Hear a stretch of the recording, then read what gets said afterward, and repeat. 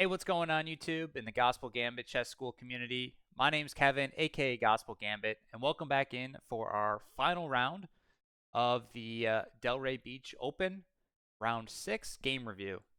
If you've been following along with our other videos, you'll know up to this point we're on a 3-game win streak, winning rounds 2, 4, and 5 with a half-point bye taken in round 3 as I wasn't able to make that game.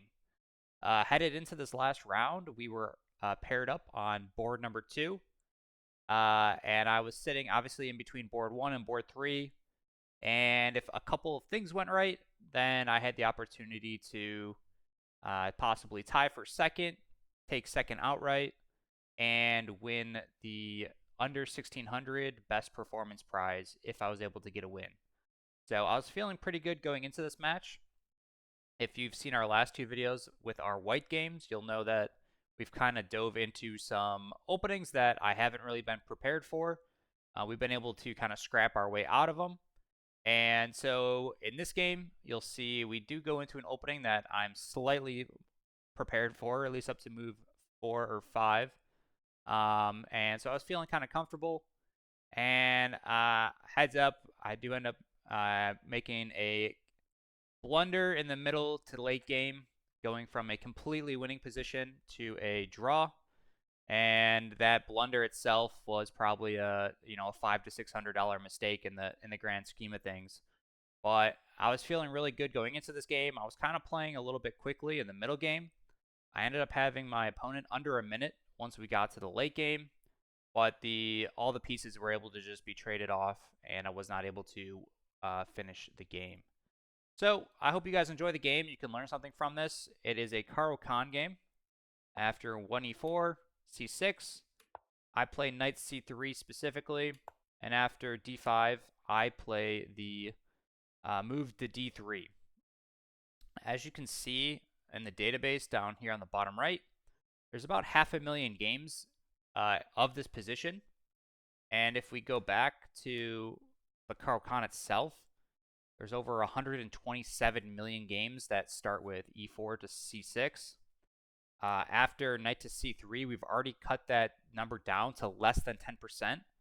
I've done the math in some of my other videos going over the Scorpion-Horus Gambit, which is what I was planning to go into if we ended up getting that line.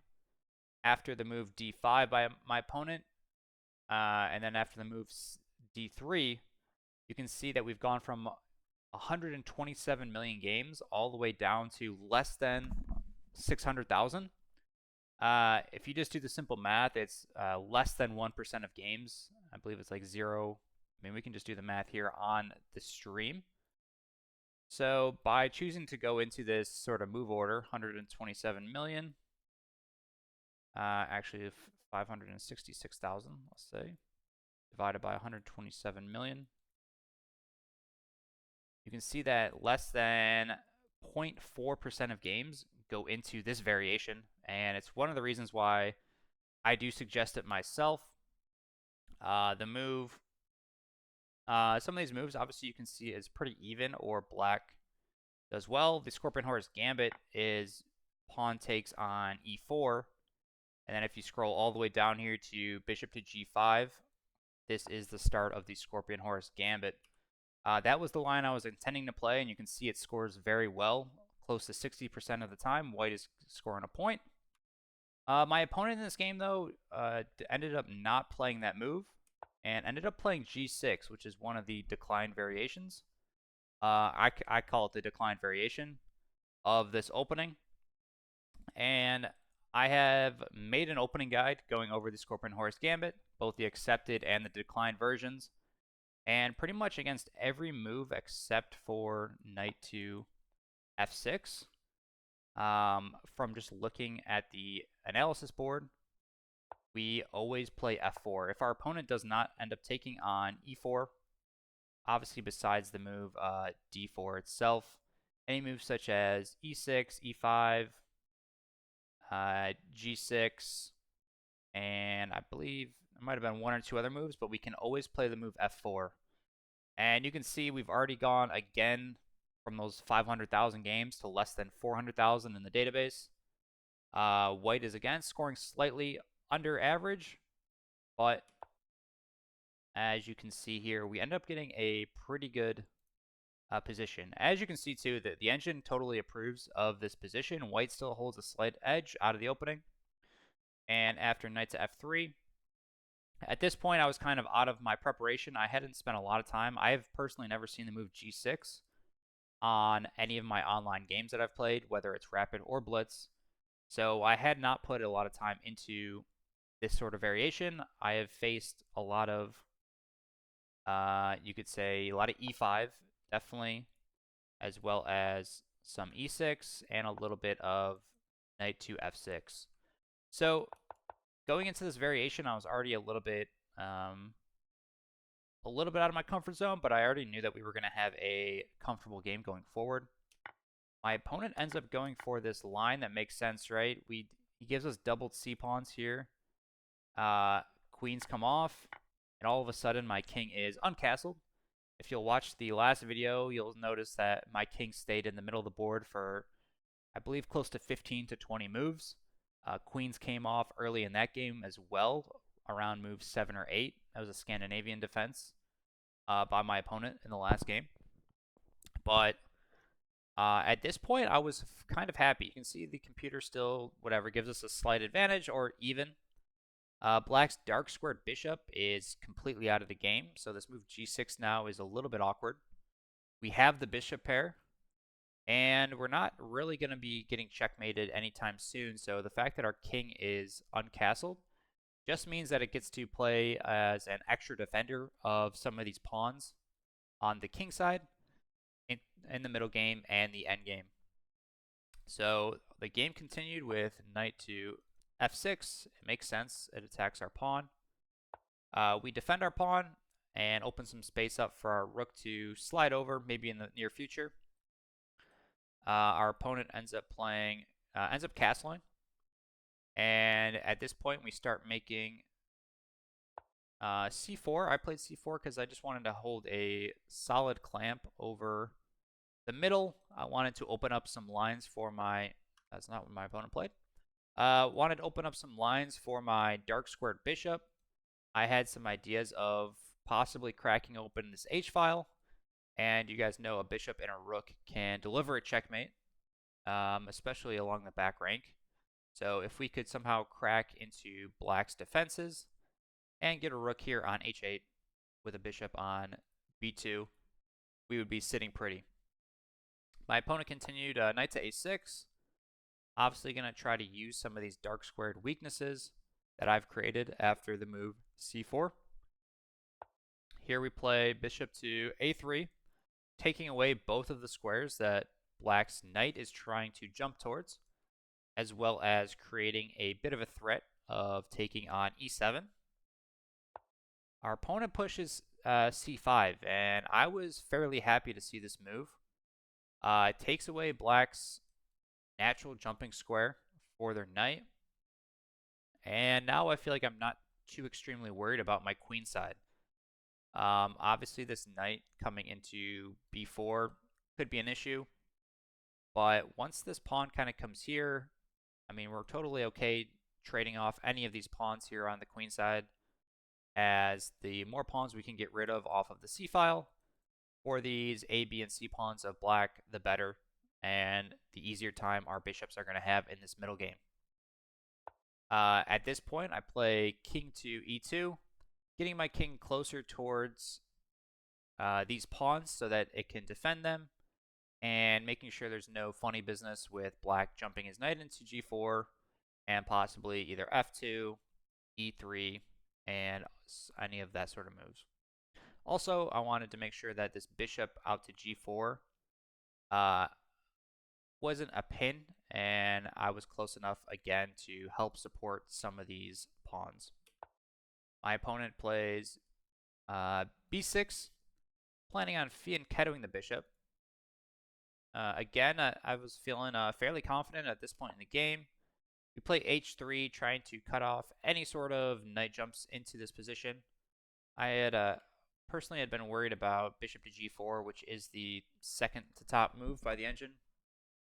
b6, I guess, is technically the top engine, but they're all fairly similar.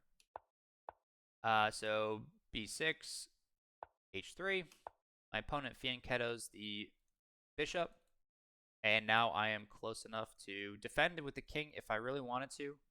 Or in this situation, I ended up pushing e5. It calls it a slight mistake. It is the third move on the engine evaluation. My opponent ends up dropping the knight to h5, which is the one move that I had not seen when I ended up deciding to push e5. I just did not look at the side of the board for the knight to move. It obviously has a nice jumping in square to g3 and puts pressure here on f4. So a nice find by my opponent. I stepped up with my king. Again, the power of having my king in the middle. All of a sudden, it is another defender of these pawns, which are taking up a lot of space here in the middle of the board. And at this point is kind of where I felt my opponent went wrong. It's kind of awkward unless you've studied some, let's say, Caro-Kann games or just some Masters games in general. It seems awkward to push this f6 move, but my king's directly in the middle of the board, and black desperately wants to open up some lines with their rooks, whether it's down the f file, down the d file, or even down the e file if that's all the better. So even though it's an awkward looking move, f6 is putting tremendous pressure on my position. If black can either trade some of these pawns away again and open up their rook to attack our pawns or our pieces on the f file, d file, or e file. And obviously this is terrible if I take here. Of course, the computer says it's slightly better for black, not completely lost, but I believe that this is going to be a very tough position for me to hold practically, as these rooks are going to be aiming down the d file and e file. So I was scared of this f6 move, but when my opponent played e6, I knew I was probably in the clear, as in I hold the reins to this game, and whether I win it or lose it should be on me.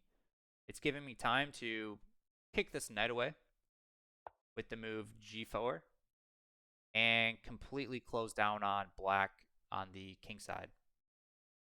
Black's only move is to drop the bishop back to g7, and all of a sudden this knight is a very sad looking piece.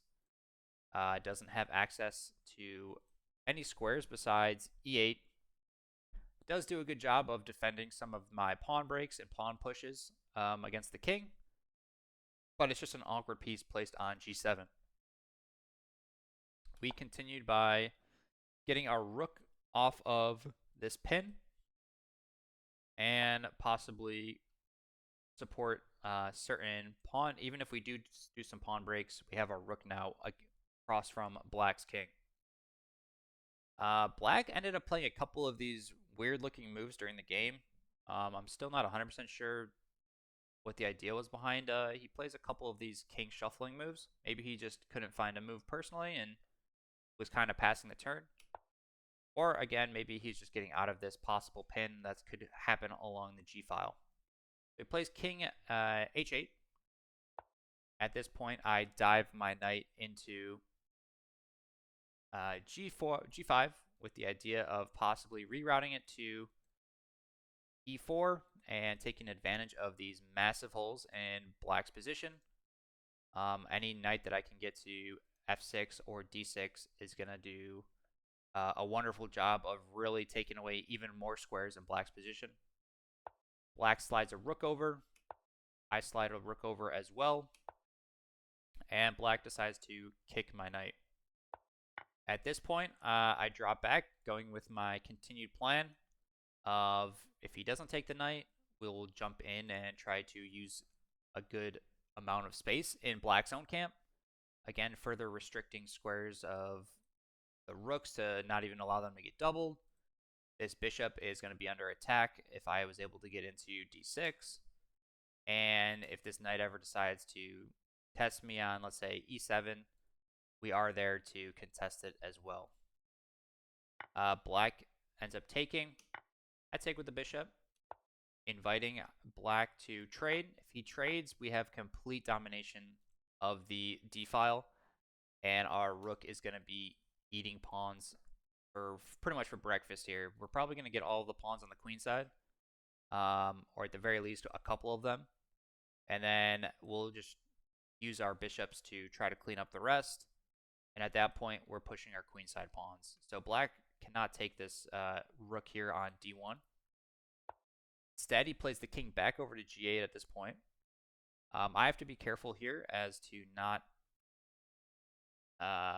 blunder a rook, trying to stack them. And I really don't want to play a move such as like d2, allowing black to trade and then get over to the d file with check themselves. So I kind of came up with this plan. I ended up playing c3. Wanted to restrict any sort of knight jumps into b4, as well as any sort of ideas of black establishing a rook or another piece here on d4. So the idea was to take away b4 and d4. Computer's not a huge fan of it, but obviously the more that the computer looks at it, the evaluation is actually going back up. So we went from plus 2.2 to down to plus 1.8. So I'm not really going to sweat that quote-unquote mistake by the computer. At this point, black starts rerouting their knight. There's really no hope for it over here on the queen side. And at this point, I kind of took a good think and came up with a game plan of how do I win this game. Well, I had seen a few Masters games, or I remembered like Grandmaster Narditsky or International Master Mark Esterman going over this bishop maneuver. And if you kind of look at the position right now, it's very closed, and where my pawn break's going to be or where my bishop's going to play. My light squared bishop is probably in one of the best positions that it can be, cutting off a huge amount of squares in black's own position, as well as defending some jumping in points from the black pieces. But my dark squared bishop is doing nothing really over here on the queen side. What is the one dark square diagonal that is available to me if I'm able to get my bishop there? This diagonal here from the d8 to h4 diagonal. Really, black is not in a position to put any pressure on my position, so I have all the time in the world to reroute this bishop all the way over to h4. And that's exactly what I end up doing in the game. We start with bishop to c1. Black slides a rook over. We drop our king back, further supporting our rook and allowing a clean jump into e3 for our bishop, as to not give up any sort of pressure along the d-file. Black brings their king over, and at this point I kind of saw, actually I didn't know what I saw. I'm not sure what black was doing in this position. If they were expecting to bring their king over to e7, maybe the rook over to f8, and then push f6. We continue with our bishop maneuver. Bishop to e3, king to e7, bishop to f2, and at this moment, my opponent ended up seeing their mistake of their last 2 to 3 moves. Pretty much wasted moves here as our rook's restricting them along the d-file. This pawn is doing a monster job of restricting any further movements by black's king, and they're about to step into a skewer with our bishop. Black has to waste a move going all the way back. And at this point, we complete our bishop maneuver from a3 all the way over to h4. I'll be honest, at this point in the game, I was feeling very happy with my position. I was thinking we must be winning, even though material is completely even. We have all of black's pieces in a complete bind. And we have the bishop pair still, so if more pieces come off the board, our bishops are going to open up even more so. And we continue after rook to c8. Obviously, black has to get out of this bishop attack. And at this point, I took the time to start doubling up my rooks here on the d-file. Black makes a king move, and all of a sudden, I have my rooks doubled on the d-file, and my bishops completely cutting through their position.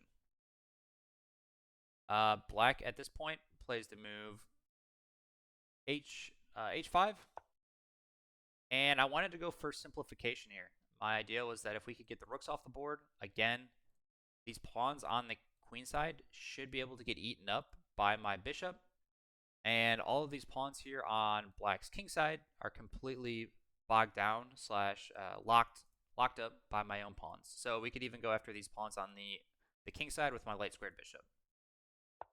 I ended up playing rook to the d file, and we do end up trading all of the rooks off the board. Again, I lost a pretty big advantage there according to the computer, but the top move I definitely did not even think about was this bishop move to d8 with the idea of completely trapping one of black's rooks. I think this is just a move that's at my level is above my head a little bit. Maybe I could have seen it if I had taken a little bit more time, but I thought the simplicity of the two bishops versus the two knights with the pawn structure was going to be just way easier to play out. So we trade here. We trade again. Again, black's knight is completely restricted. And at this point, black is supposed to play king to f8 and start bringing their king over towards the middle of the board. They end up playing the move knight to e8, and at this point, I could have easily won the game after playing the move bishop to e7. Now, emotions were definitely playing into this. The guy over on board 3, who I needed to lose, blundered a completely winning position and ended up losing his own game. So I was happy when I saw board 3.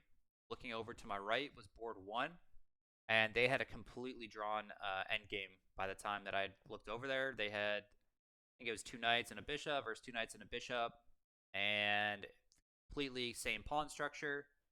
And after shuffling the pieces around, they did end up agreeing to a draw. So I don't believe that was necessarily the best option or the best result from that game, but it allowed me to tie for second if I could just win this game. With this move, bishop to e7, black is just completely out of moves. After, let's say, the move bishop to c7, all of a sudden we are just skewering black's knights. If they want to push, we just take. If, let's say, black goes back, all of a sudden we are getting into black's queen side, which is the exact game plan that I wanted to do in the long run. Instead, I play the move f5, and as you can see, the evaluation is completely zeros. I did play this move kind of quickly during the game. I was, again, feeling super confident about it. I thought, all right, if we trade all of these pawns off, or at least a couple of them, we can really focus on hammering the queenside pawns. And this one move in itself, like I said, cost me second place, as well as the top performing 1600 in the tournament outright. After the trades here, I failed to notice that this pawn is overextended.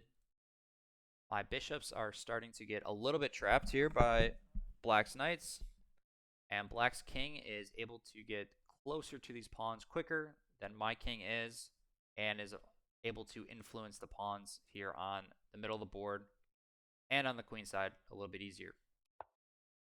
Black played the nice move bishop or knight to c6 at this point, and I don't really have an easy way to defend this pawn. If I end up going with, let's say, f6 after they take, I'm just in a very awkward position, as this bishop pretty much needs to stay here to keep black's king situated, and then I probably have to use my king to defend these pawns over here on the queen side from black's knight hopping around. The other option is what I did play, knight or bishop to d7, pretty much saying if you take, obviously we take a free knight for a pawn, so black takes, and all of a sudden I'm left with the wrong bishop in this endgame. Black is defending this pawn, so I can't even take it, and all of black's pawns are on dark squares, and all of a sudden I'm left with a light squared bishop. It's kind of at this move here which I realized that f5 was a complete disaster, and that I would be the one trying to play for a draw now instead of playing for the win. We end up trading. I retreat my bishop back. We end up getting a endgame like this, and I had to kind of fight for my life as a lot of knight jumps start happening. And it gets into a super dicey situation where I end up dropping the e4 pawn after trapping black's knight. And now all of a sudden, black has a passed pawn on the f-file and is going to have a 3-on-2 majority at the very least over here on the queen side. We drop another pawn. And at this point, I don't have the rest of the game file as again, my opponent dropped under 1 minute and I was trying to play fast. We ended up winning this pawn with my king actually. My king actually ended up winning this pawn. And we ended up trading this bishop off, this bishop and pawn for these last 2 pawns here on the queen side. It was a very dicey endgame. I easily could have lost this game after stumbling through f5. And it just kind of goes to show you how a quick move can easily create disaster, especially in the final round of a tournament. We had this, like I said, brilliant bishop maneuver, and we ended up wasting it by playing too quickly with our pawns. I believe we could have easily brought in our king closer to the middle of the board as well, instead of going crazy here. And to help further support this f push or another pawn push in the future. Or again, the best move would have just been to play bishop here, completely cutting off black's king and allowing us to force black to just make a bad move. There's just completely out of good moves here. So any sort of pawn moves, we can start attacking these pawns. And again, any sort of knight moves, we can attack black's knights. So kind of a disappointing end to the tournament. We did end up finishing 4 points out of 6. We ended up tying for, I guess it'd be considered 4th place. So there was one person that was the outright winner. 2 people tied for 2nd and at 4.5 points. And then 3 of us tied for 3rd at 4 points. The tournament adjustment came out. I ended up gaining 46 points from the tournament, so super happy with that. We ended up jumping up to 1574 after the tournament was published. So super proud with the tournament. We had 3 wins, 1 draw, and 1 loss. And that 1 loss was easily could have been a win if we had found some tactics in the late game. It was great to get back to some over-the-board chess in the tournament format. Again, I played games on Wednesday nights. Those reviews always come out on Thursdays after those games happen. But it was it kind of showed me this tournament what I need to study and work on from the white side of the pieces, and how openings from online and over the board can be very separate and what to expect. One rule that just keeps going over and over in my head is that people really don't come to tournaments and pay money. Usually it's $100 to $150 for a tournament to get blown off the board. They're very unlikely to either go down gambit lines or to go down maybe e4, e5. I haven't seen that too often when I go to tournaments, funny enough. They just don't want to play sharp lines, it seems like, or they're very anti-sharp line unless they're the ones choosing to go into that line themselves. So I need to brush up again on the modern defense, the Scandinavian defense, and how to tackle those as the white side of the pieces. And then just continue furthering my development against the Caro-Kann and other sort of openings. With the black side of the pieces, I was very happy with my play.